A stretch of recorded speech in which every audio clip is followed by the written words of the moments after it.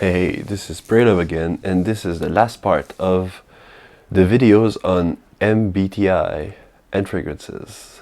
So, now we are moving into a world that is also very different from the one before.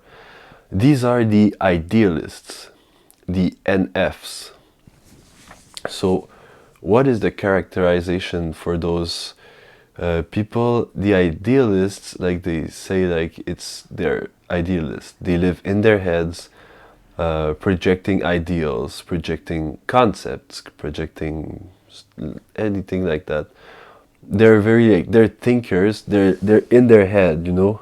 They think, but with their feelings, which is different from the one before. They think rationally. The ones before. Now they think with their feelings. They're feelers, intuitive feelers. So they really want to feel. They value emotions. They value other people's emotions. They value their emotions. They value what is morally right. These are the things that are more important than to like go on total abstract reasoning about anything. They have their basis is their emotions, the way they feel. So the first one is the INFJ personality, which is the most rare personality of all. So I thought that I should give them a fragrance that is not rare at all. And this fragrance is Burberry Brit for him. Alright, so why? Why did I do that? This fragrance is very nice and romantic. It's poetic. It's simple. It talks to the heart. It has the rose that just pushes you onward. It is gallant. And these are all characteristics of the INFJ. An INFJ is very reserved, very in their head. They think all the time. They feel a lot. And they want to help others. These are like very empathetic people that want to help, want to be there for the people they love. They want to love. They have romantic spirits, things like that. INFJs, yes, I think the rose in there represents it very well. The freshness of it, the simplicity yet utter beauty of that fragrance that is Burberry Brit for him. I guess in here, it's, I don't know, it has something that is like bucolic, and it's very nice for an INFJ because they are often portrayed as those romantic poets and bucolic, and this is very poetic yet very simple. It talks to the heart. It's a fragrance that talks to the heart. And feelers, they want to be talked to the heart too. INFJs are very structured in the way they think. They have big inner structural system, and they really like concepts and abstract concepts, but that really gets to grab them with their emotions. So this is it for that. Some very big scientists were INFJ too, because these concepts of maybe physical, quantum physics concepts went and talked to them in the heart, you know, and they really felt something for it, like they were in love with it. It's very different than the other one was obsessing with it. Now it's more livelier. It's like obsession, but it's livelier because it's very like brought by the feelings. And with Burberry Brit, for him, it's that gallantness, that romanticness, and the stressing of that rose note that is kind of like the obsession, the love and the obsession that can carry away the INFJ personality. All right, and let's get into the ENFJ, which is the extroverted counterpart.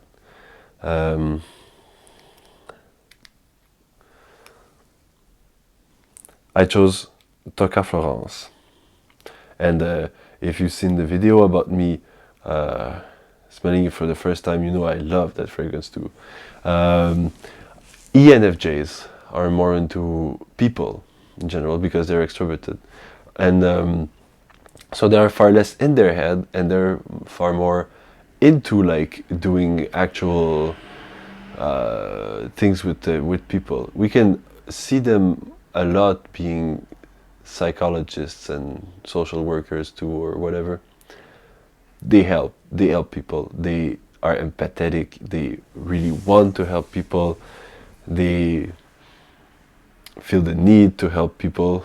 Sometimes it's overbearing, but this one is a very nice, noble, elegant, white floral that smells like a real bouquet, that smells really realistic, yet this pear note and this thing makes it a real fragrance, and is very elegant and noble and subtle and good.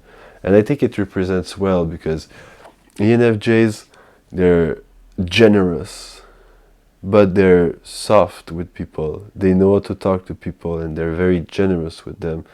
This fragrance is like generosity and subtlety, and it's elegant and noble. ENFJs are often people that are very cultivated, and that like the elegance, and that like the concepts also, because they're into it, like they're into intuition. So the concepts always for them. So this is it for Florence and the ENFJ personality type. Now the next one is one of my favorite fragrances, and probably also one of my favorite personality types. It's INFP. INFPs are sometimes the worst people you will ever meet, and sometimes the best. It really depends, because they are kind of obsessed with their own inner emotions. When they do love themselves, they are the kind that will be the most good with others, because like I said, if you love yourself, then you can spread the love. And these people are like, if they don't love themselves, then they can't spread anything, you know. They can be very destructive. One might think of John Lennon, who was a famous INFP, and although he is a great symbol of peace, he was also a wife beater, and he was not very good to any people that was in his life, because he probably hated himself. So that is a good example to see that they are able to do a lot, and they can be the best people out there, but they can also be the worst if they get on the darker side. And speaking of a darker side, here's a fragrance I got for them. Black Orchid. Okay, you will say, an introverted wearing Black Orchid, what are you talking about? But sure. Like, this is all about self-confidence, powerfulness. It's great, and I think that it reflects the uniqueness of someone. An INFP really wants to be unique. He wants to be that person, you know, that soul person that is doing this kind of thing. And this is a unique fragrance. This, you won't smell anything like it. And it is appealing, it is dark, it is complex, just like the INFP mind is very complex, full of their emotions and multiple layers of what they thought of and whatever.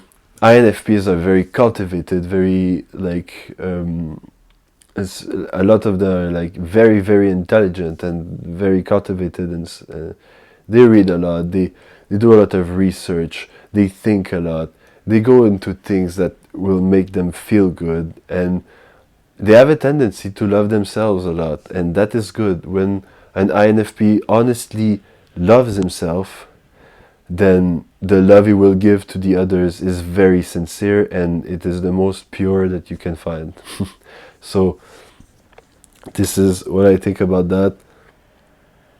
and Black Orchid, you know, it's complex, it's very unique, it's very good, it's makes you feel good, makes you feel great, you know, it makes you feel powerful and different.